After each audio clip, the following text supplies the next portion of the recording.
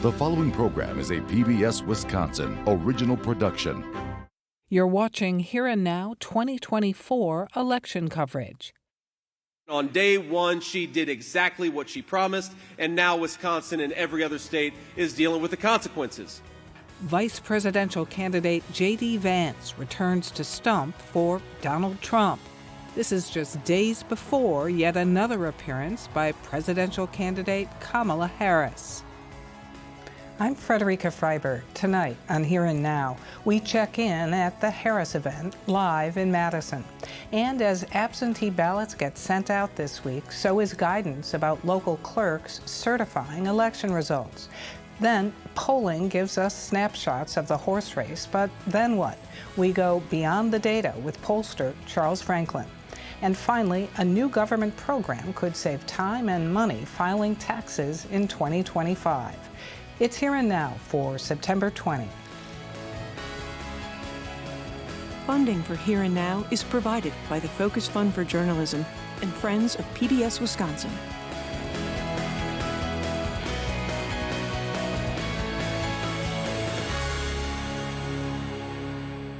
Tonight is the fourth visit to Wisconsin for Kamala Harris since her bid for the White House began in late July. With another big rally, this time in Madison, we turn to senior political reporter Zach Schultz, who joins us on location at the Alliant Energy Center. And hey, Zach, so this rally ended about 50 minutes ago. Set the scene for us. Well, it was quite the event. The crowds were here late afternoon. There was a DJ playing. People had color-coded bracelets, and there were colored lights. It was really more of a party environment, reflecting the intentions of the Harris campaign to treat this as a momentum builder, a motivating factor for these people to volunteer, get out, vote, and activate and energize the rest of the Democrats that they know in their family and friends groups. So from that point of view, it was definitely designed to get people excited about this campaign. So why in Madison, and why now? Well, Madison's always a good place for any Democrats to come to. It's very friendly territory. Dane County is the fastest growing county in the state. Democrats need to run up the score here in order to win statewide. But it's also a place where you can show that energy and motivation to people around the state. It's really important for Democrats to come here. John Kerry in 2004 came in October. Barack Obama in 2012 came in October as those big motivating rallies to try and show all the momentum to the rest of the nation. Now, the question is, then why did Harris come here in September? Well, because campaigns are earlier now. We've already seen more than 400,000 absentee ballots being sent out around the state. Early voting has started in some states. Early in-person voting starts in Wisconsin in just a few weeks. And as Harris said from the stage, the election has already started. Yeah, in fact, important timing because people could already be voting with 400,000 ballots already sent out. As to those ballots, though, having dropped out, RFK Jr. Is in court to get his name removed from the Wisconsin ballot. He knows it's too late to get those reprinted, but he wants clerks to cover his name up with stickers. But here's what the City of Milwaukee elections chief said about that. They could muck up our machines, right? Because they do have to process through our machines, and so that is a concern. Other concern is, what if the sticker moves or falls off? Like that. There's a lot about what putting a sticker on a ballot could do that could really disrupt the process. Just today, as you know, the Wisconsin Supreme Court agreed to take this case directly. What does this signal? Well, at the moment, the Dane County judge already ruled it's too late for RFK Jr. to pull his name off the ballot. His campaign appealed, trying to go to the 2nd District Court of Appeals in Wisconsin, a more conservative court, to try and put a stay in place and try and get those stickers in place. And the Supreme Court took that case directly away from them. And more importantly, what they said is there will be no oral arguments in this case. The RFK Jr. campaign has until tomorrow to finalize their last appeal, and then they will make a decision. And in this case, the facts and the law are not on RFK Jr.'s side. State law does not allow you to pull out as an independent candidate. The only case for stickers is if the candidate dies, and that's certainly not the case here. And the Wisconsin Supreme Court said that they expect to issue a decision in writing very soon to give clarity to clerks around the state. Right, because of course time is of the essence. But the bottom line here, why does Kennedy want his name removed from the ballot? Well, recently he came out and endorsed Donald Trump, and polling has shown in Wisconsin that RFK Jr. is polling around 6%. Now, that's a little misleading. Third-party candidates always poll better in the summer and early fall compared to what they actually receive in November.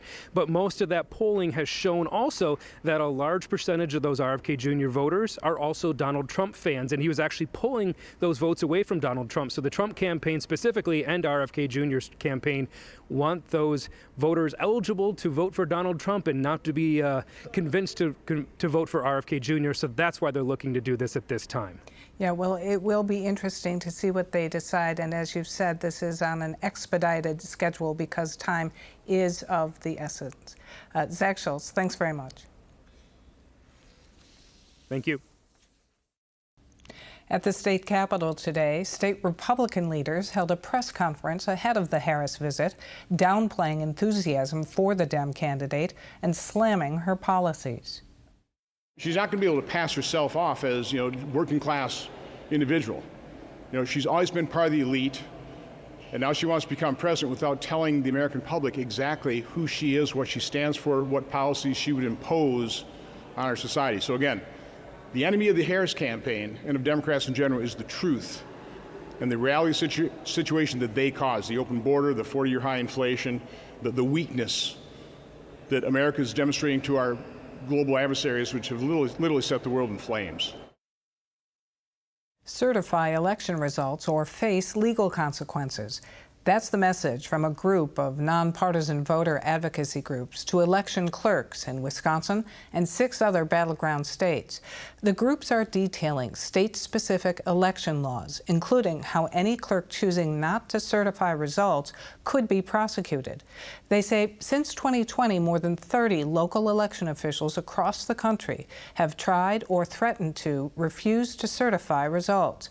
None of them in Wisconsin, but the groups are trying to get out ahead of any problems with rogue clerks following the 2024 presidential election.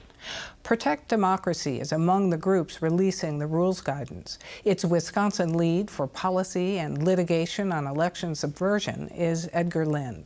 So what makes you and others believe that there are election clerks out there that might refuse to certify results? Yeah, that's an excellent question. And to answer it, I like to just give a little context, if you don't mind, and talk about 2 terms, canvassing and certification. You're a voter, and after you cast your ballot, there's a robust process to make sure every valid vote is verified and tabulated. That process is called the canvass. Certification ends the canvass. The role of certification is not about verifying the final count, but simply to kind of sign off on the verification process that's already been performed. So if I may use a sports analogy, you can think of the certifying election official as a scorekeeper in a basketball game. A scorekeeper's sole job is to make sure that the number of the points for each team add up correctly so we know who the winner is, right?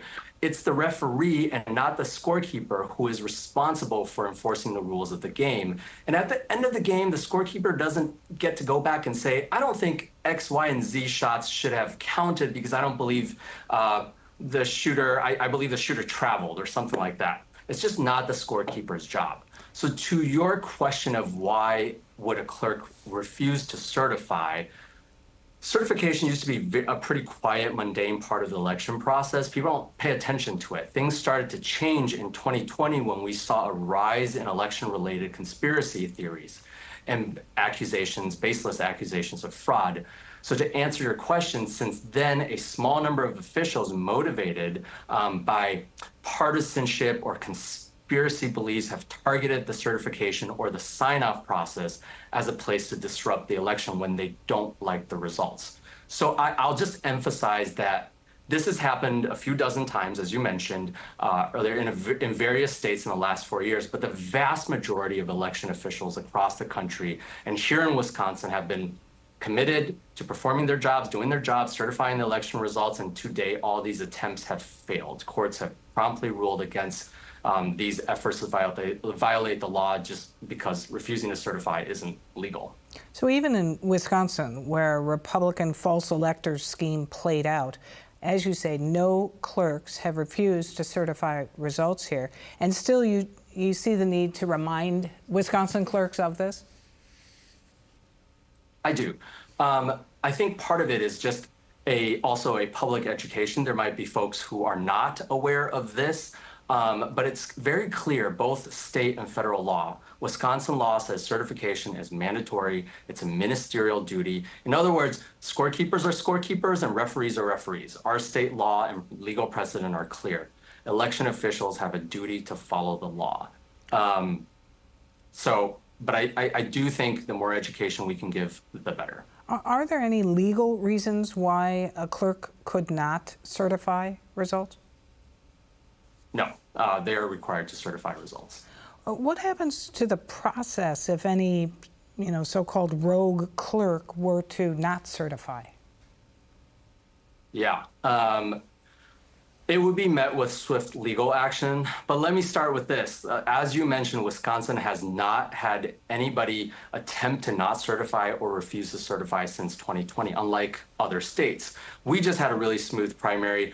Our local election officials are doing their jobs, regularly fulfilling their roles as stewards to our democracy. But if a county official refused to certify, either in bad faith because of partisanship or baseless claims of fraud, or because they genuinely misunderstand their legal duties, say at the county level, state actors like the Attorney General or the Wisconsin Election Commission, and even voters can bring legal actions to compel them or to make them do that job. It's called a mandamus action. The Attorney General or local district attorneys may also prosecute bad actors for election fraud by election officials. Again, attempts in other states have all failed so far, as I mentioned earlier, and that's because our courts operate on law and facts and not on conspiracies and conjecture. All right. Well, thank you for the education on this, Edgar Lin. Thanks so much. Thank you. For months leading up to Election Day, we hear from Marquette Law School poll director Charles Franklin, whose poll was recently ranked number 3 in the nation. As polls dominate the news, we wanted to go behind the scenes to better understand them and the director behind the data. Marissa Wojcik started by asking how the polls are conducted and what has changed. From 2012 until through 2022, we did them all on the telephone. Okay. Randomly dialing phone numbers in the state, both landline and cell phone. But that became increasingly difficult because more and more people don't pick up phone calls. So beginning in 2023, we shifted to a sample based on registered voters, the list of registered voters you can buy from the state. And that allows us to send an email and a text message inviting people to take the survey online. Only the person we've sampled can take it. They can only take it once. You can't volunteer to do the poll.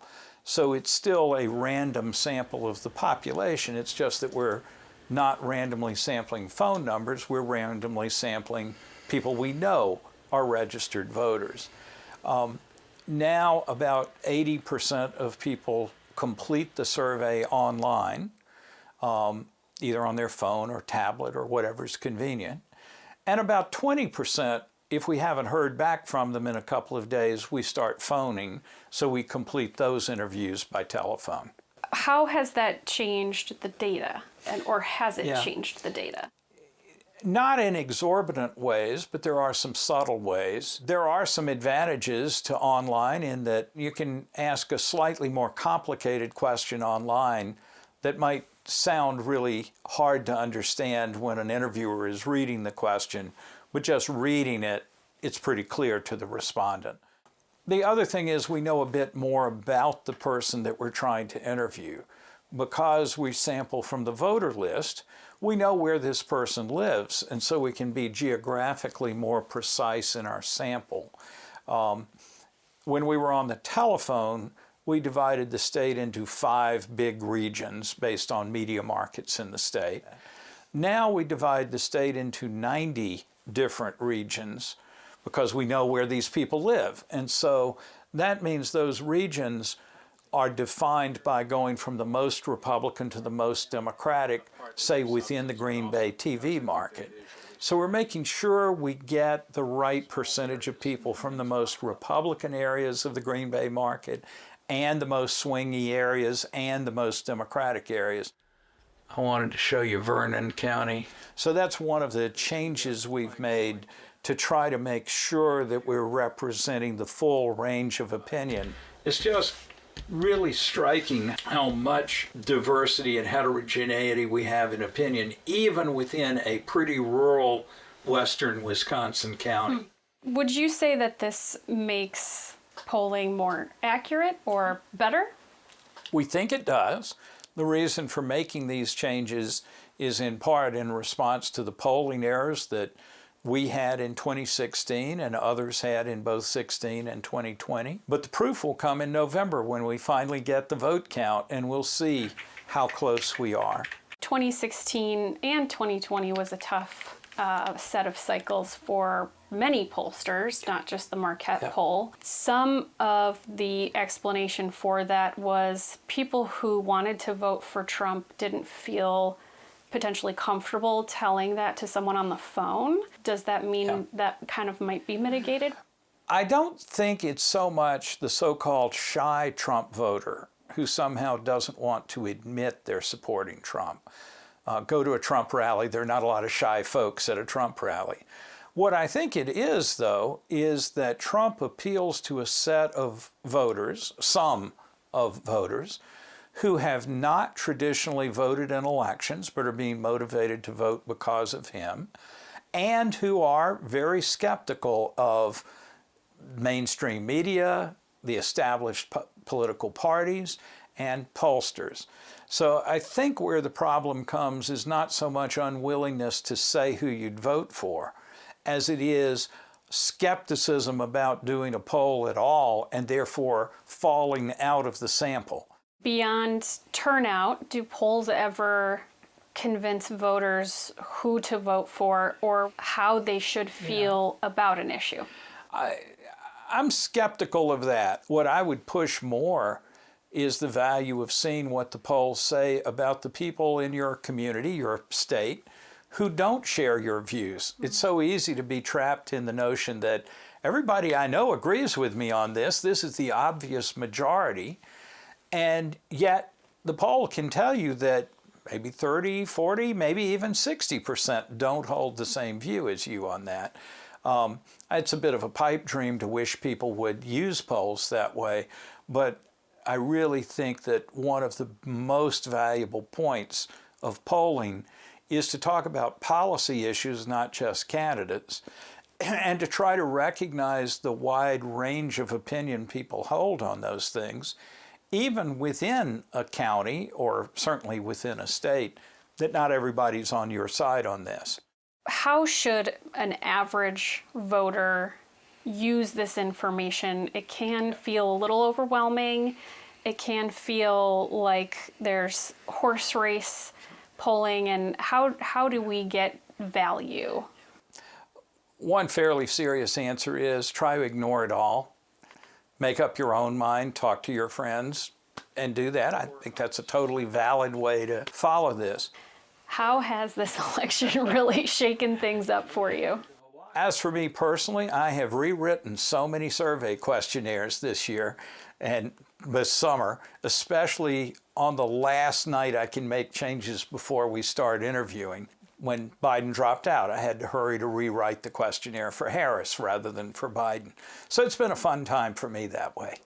What do you think is the most important thing for voters to think about in this election as a whole, not in polls? I think I really go to the question of this election is important no matter which side you're on, and paying attention to the candidates and making your own mind up and treating it as seriously as you can is really my main advice. It's not about the polls per se. It's not even narrowly about how the candidates campaign.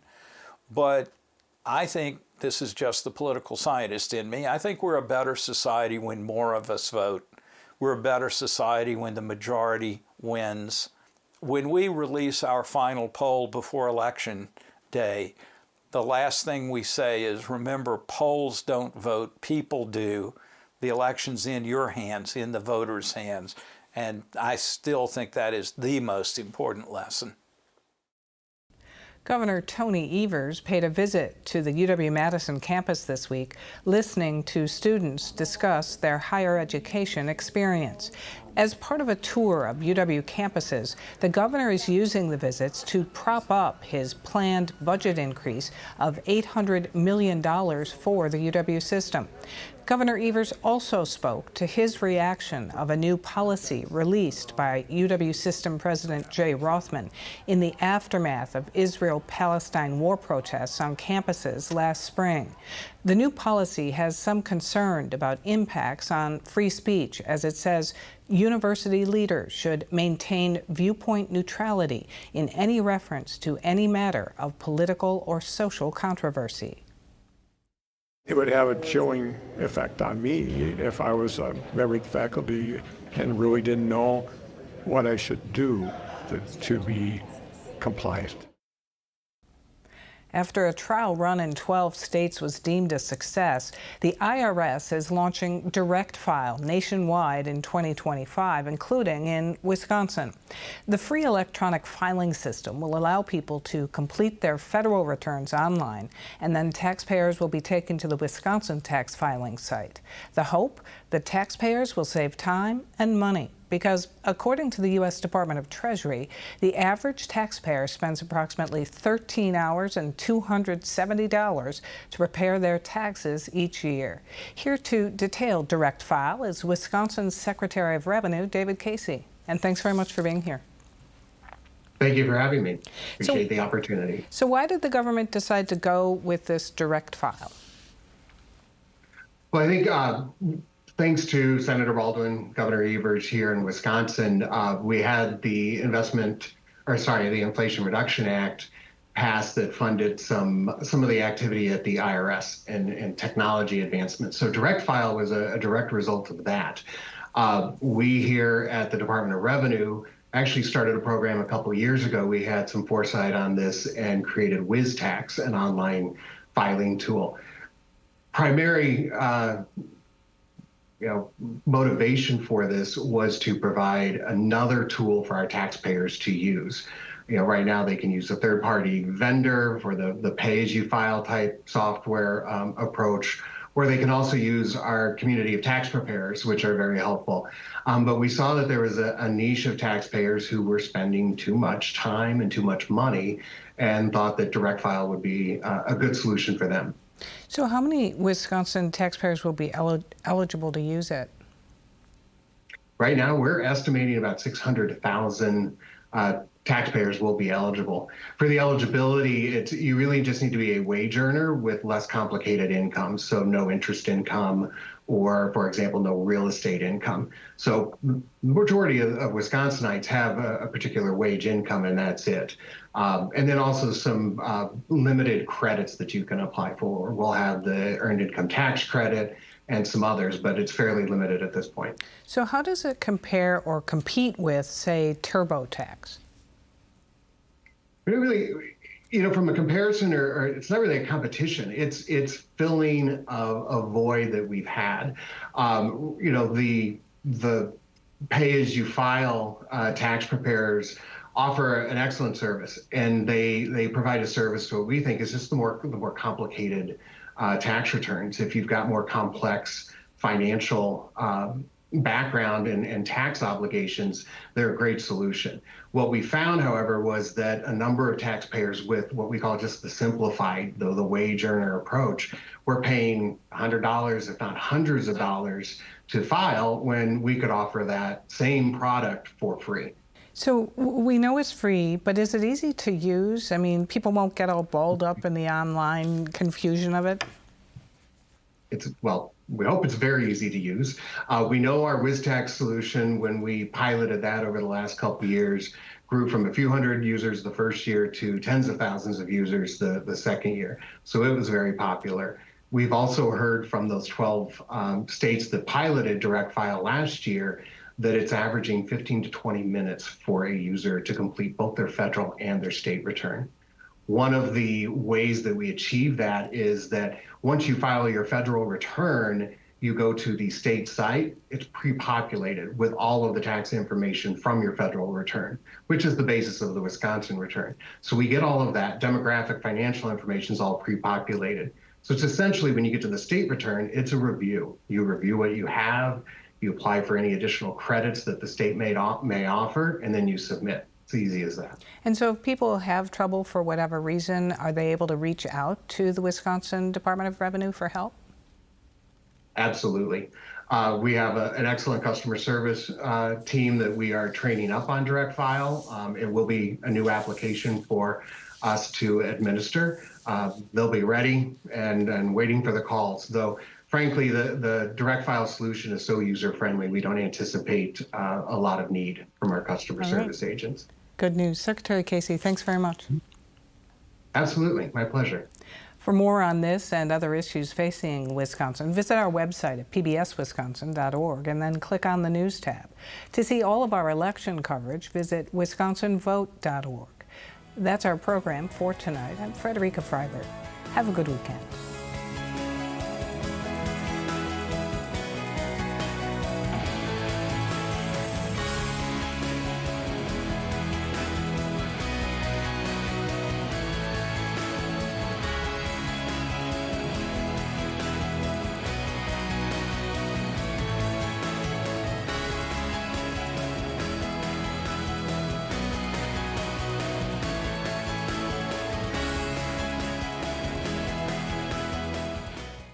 Funding for Here and Now is provided by the Focus Fund for Journalism and Friends of PBS Wisconsin.